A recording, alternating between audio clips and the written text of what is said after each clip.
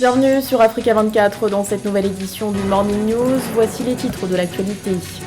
Le lancement des exportations de blé en Éthiopie. Le pays entend exporter cette céréale à plusieurs pays, dont le Soudan et le Kenya. Les autorités auraient déjà signé en ce sens des contrats pour l'exportation de 3 millions de quintaux de blé. Les engagements de l'Angola en matière de lutte contre le changement climatique. D'ici 2035, le pays entend réduire de 50% ses émissions de gaz à effet de serre. Un objectif réalisable si les autorités obtiennent les financements nécessaires, selon la ministre de l'Environnement. Et puis le bilan du World Boxing Tour organisé au Maroc, un rendez-vous sportif durant lequel plusieurs boxeurs africains ont pu briller, à l'instar de la Marocaine Khatidja Mardi. Les détails à suivre dans ce journal. Mais tout d'abord, le verdict de la justice ivoirienne dans le procès en appel des proches de l'ancien Premier ministre Guillaume Soro. La Cour d'appel d'Abidjan a décidé d'acquitter ce 13 février 2 personnes. Il s'agit de Félicien Sekongo, ancien conseiller de l'ex-chef du gouvernement, et Alain Lobognon, ancien ministre des Sports. En première instance, ils avaient écopé d'une peine de 17 mois de prison. En revanche, la juridiction a confirmé la condamnation de 9 autres accusés à 20 ans d'emprisonnement. Ils ont été condamnés pour complot et tentative d'atteinte à la sûreté de l'État. Une affaire qui remonte à 2019 alors que Guillaume Soro devait rentrer en Côte d'Ivoire. L'ancien président de l'Assemblée nationale qui, rappelons-le, avait été condamné par contumace à la perpétuité. Autre décision notable, la dissolution de Génération et Peuple solidaire. Le mouvement de Guillaume Soro a été confirmé par la justice. On reste en Côte d'Ivoire où parallèlement les exportateurs locaux de cacao sont dans la tourmente. Ils éprouvent des difficultés relatives aux conditions d'accès aux fèves. Pour poursuivre leurs activités, un stock de 150 000 tonnes de cacao leur est nécessaire. Doléance exprimée le 10 février lors d'une réunion au Conseil Café Cacao. Au cœur du problème, la concurrence avec les multinationales qui détiendraient le monopole de tout le cacao certifié selon une source issue de ce secteur. L'Éthiopie se lance dans l'exportation de blé. Pour l'occasion, une cérémonie de lancement a été organisée le 12 février dans la région d'Oromia en présence du Premier ministre Abiy Ahmed. Les autorités auraient déjà signé des contrats avec plusieurs pays, dont le Kenya et le Soudan, et ce pour l'exportation de 3 millions de quintaux de blé. D'après le ministère de l'Agriculture, le pays en a récolté plus de 110 millions au cours du premier semestre 2022-2023. Nathalie.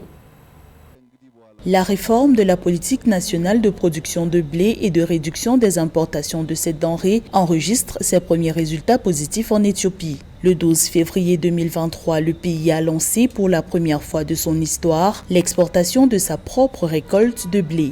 Le Premier ministre Abiy Ahmed a déclaré que cette avancée va permettre à l'Éthiopie d'apporter sa contribution à la lutte contre l'insécurité alimentaire qui touche 250 millions de personnes en Afrique. Maintenant, nous avons montré aux Éthiopiens et au monde que nous avons pu exporter la production de blé en plus d'arrêter les importations. Nous sommes ravis car nous avons pu montrer à ceux qui disaient que l'Éthiopie n'avait pas les moyens d'exporter du blé en se libérant de l'aide au blé. L'arrêt des importations de blé et l'exportation de la production nationale de blé répond aux objectifs du plan de développement décennal 2021-2030 éthiopien. Grâce à la mise en place de programmes agricoles durables et de qualité, plus de 110 millions de quintaux de blé ont été récoltés au cours du premier semestre 2022-2023, selon le ministère de l'Agriculture. Nous avons accompli ce que nous avons promis à notre peuple et aujourd'hui, nous avons fait de l'exportation de blé éthiopien une réalité. Nous rêvons grand et travaillons nuit et jour pour atteindre nos objectifs. Actuellement, la production de blé affiche un excédent de 32 millions de quintaux par rapport à la consommation intérieure de l'Éthiopie. Le gouvernement a autorisé l'importation en franchise de droits de plus de 600 équipements agricoles de haute technologie dans le pays, ce qui a rendu possible l'amélioration de la productivité. L'Éthiopie a signé un contrat d'exportation de 3 millions de quintaux de blé avec le Soudan et le Kenya notamment. D'ici 2050, la production de gaz naturel en Afrique devrait sensiblement augmenter. Une prévision donnée par le Forum des pays exportateurs de gaz dans un rapport. Dans les détails, le document indique que la production devrait atteindre 585 milliards de mètres cubes en 2050 contre 260 milliards en 2021. La part du continent dans la production mondiale de gaz naturel passera quant à elle de 6 à 11%. Mildred Diamond. Une forte demande tirée par l'accélération de la croissance économique et l'urbanisation galopante devrait stimuler considérablement la production de gaz naturel en Afrique au cours des prochaines années.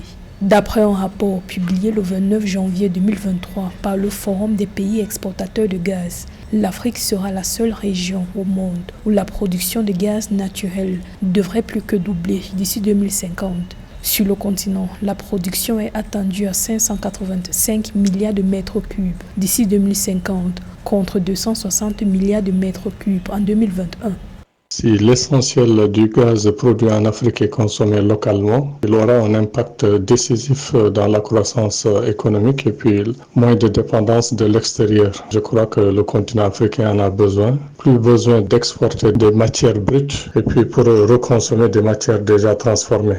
La hausse prévue de 125% de la production de gaz naturel en Afrique représente une croissance annuelle moyenne de 2,8%.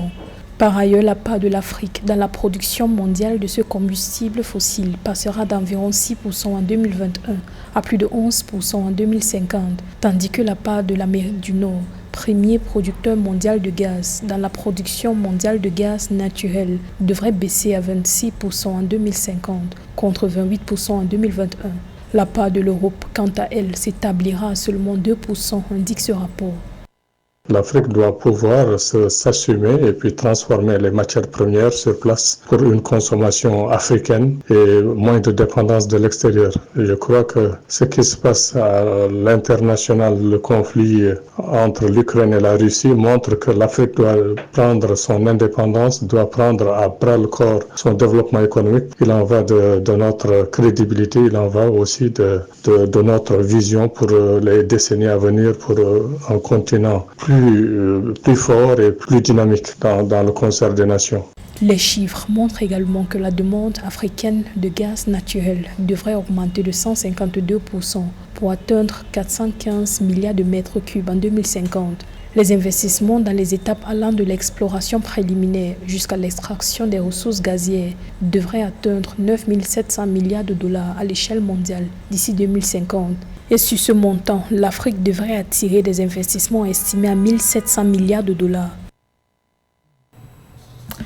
À l'heure où la question du réchauffement climatique est au cœur des préoccupations, l'Angola s'est donné un objectif de taille. D'ici 2035, les autorités ambitionnent de réduire de 50% les émissions de gaz à effet de serre. Une ambition dévoilée par la ministre de l'Environnement, Ana Paula de Carvalho, qui précise que davantage de cellules de traitement de déchets seront créées pour concrétiser cet objectif. Joël Ballot. À l'horizon 2035, l'Angola prévoit réduire de 50% ses émissions de gaz à effet de serre grâce à la mise à disposition de financements destinés à la réalisation de projets structurants. Présente à Paris lors du premier forum inclusif sur la réduction des émissions de carbone, qui s'est tenu du 9 au 10 février 2023, la ministre angolaise de l'Environnement, Ana Paula de Carvalho, a fait l'annonce du lancement d'un programme national destiné aux provinces de Luanda, Ouila, Wambo, Namibe.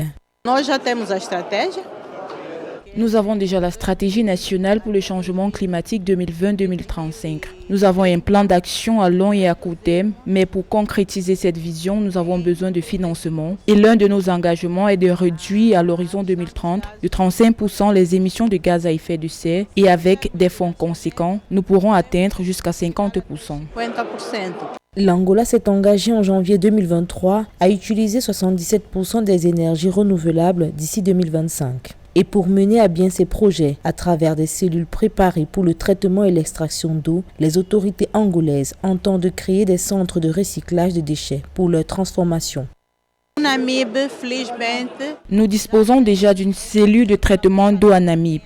Notre objectif est de pouvoir créer des cellules de traitement de déchets qui ne sont pas liquides, tels que les plastiques, papier, aluminium, verre, qui, jetés séparément peuvent être révalorisés. Actuellement, l'Angola produit 76% de son énergie à partir de sources respectueuses de l'environnement. Encourageant la transition vers l'énergie propre, le gouvernement angolais a réitéré sa détermination à maintenir des efforts dans l'action climatique et dans l'adoption d'un modèle de développement à faible émission de carbone. Dans l'actualité sportive à présent, retour sur le World Boxing Tour qui s'est clôturé le 11 février au Maroc. Un rendez-vous organisé à Marrakech et qui a réuni un grand nombre de boxeurs internationaux. Sur cette liste figurait notamment la Marocaine Khatidja Mardi qui a décroché une médaille d'or. Compte rendu avec José Douglas. Plusieurs athlètes provenant de dizaines de pays étaient à Marrakech pour ce World Boxing Tour, la nouvelle série de compétitions révolutionnaires de l'IBA, avec les tournois Golden Belt, Silver Belt et Bronze Belt.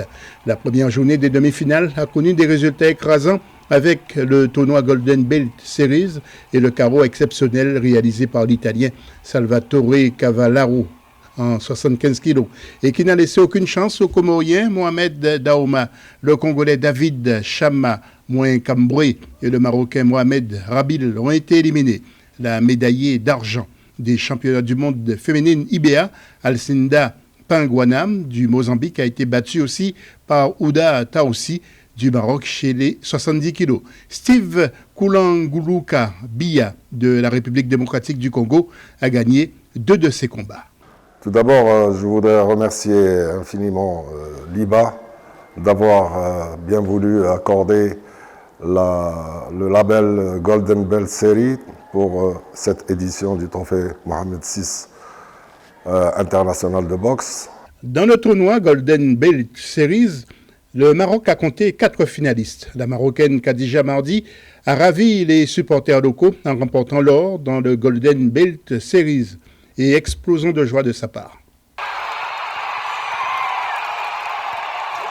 Félicitations pour coq marocain Imad Azoui et au léger Mohamed Hamout. Les athlètes, après chaque combat, se saluent, il n'y a pas de réclamation, il n'y a pas de problème de jugement, etc. Et donc, c'est une satisfaction personnelle, satisfaction pour le Maroc d'abriter ce tournoi-là, qui j'espère prendra son ampleur les 3 années après. Marrakech a accueilli le 3e événement du World Boxing Tour, la nouvelle série de compétitions révolutionnaires de l'IBA, après le succès des tournois Silver et Golden Belt Series, respectivement en Slovénie et au Mexique l'année dernière. Du sport toujours avec le tournoi des barrages de la Coupe du Monde féminine 2023 qui débute ce 18 février. Alors que 10 sélections y participent, seules 3 pourront obtenir leur ticket pour le mondial. Et elles sont 2 nations à représenter le continent. Il s'agit du Sénégal et du Cameroun. Les Lions de la Teranga qui logent dans le groupe B ouvriront le bal face à Haïti. Dans le groupe A, les Camerounaises affronteront quant à elles la Thaïlande. Rappelons que le mondial féminin se déroulera en Nouvelle-Zélande et en Australie du 20 juillet au 20 août prochain. Ce journal a été réalisé par l'ensemble de la rédaction. Merci de votre fidélité. L'actualité continue sur Africa 24.